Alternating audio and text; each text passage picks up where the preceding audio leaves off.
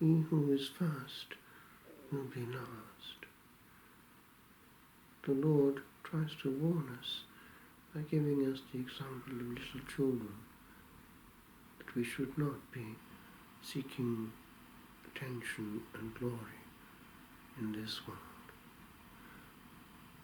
There are, of course, ways and means of obtaining that attention.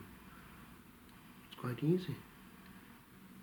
One is in church or in the rosary to speak more loudly, more quickly than everyone else, in such a way that our voice is heard. Another is in general to talk a lot, in such a way that people have to think of us.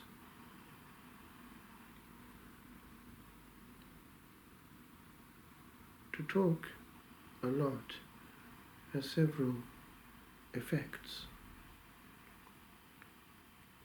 We can be painful to be with.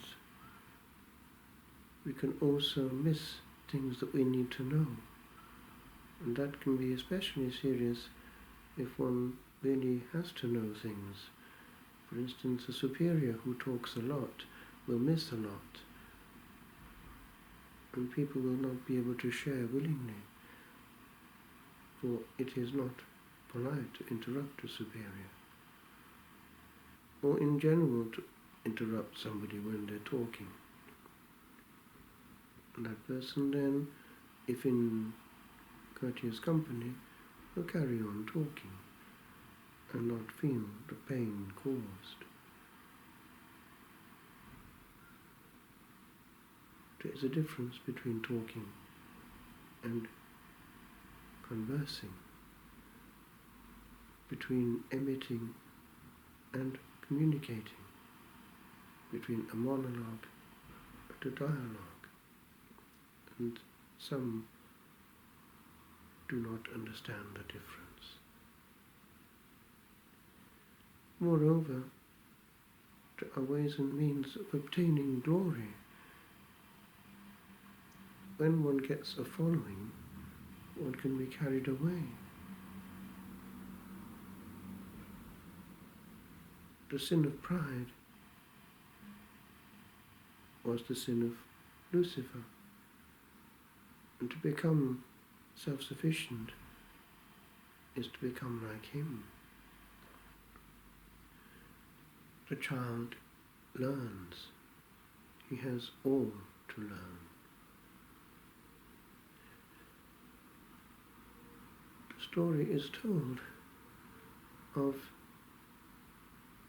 Mother Providenza, the holy nun who was visited by a soul in purgatory, whom she had known in this world. That soul was already in purgatory for 5 years and was going to be there for 10 more unless she got help. She was being punished severely by being burned in the tongue. It would seem that she had been a great talker, and indeed much of her talk had gone into sins of the tongue, such as gossip. There are other instances of people being punished in the faculties abused. There is that interesting series of paintings given by a Korean artist who was shown the other side and asked to paint what she had seen. Each sin was being punished in the faculty which had committed it. Sins against holy purity were being punished severely in the parts of the body involved. Of course, the body not being there, it's in the spiritual faculty corresponding. It is the soul that commands. Even smoking was seen to be something involving a punishment.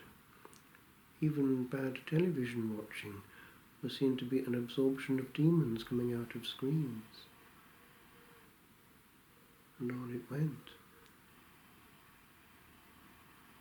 There is the puzzling case of what happened in Einsiedeln in the year that Martin Luther was being celebrated for an important anniversary of his birth.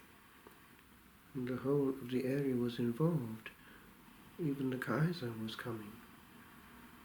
This holy nun, Blessed Serafina, happened to be going through that area, unaware of what the big fuss was about, and just looking that evening for a church in which to make a holy hour. She found one, and because the door was closed, she knelt on the steps before it.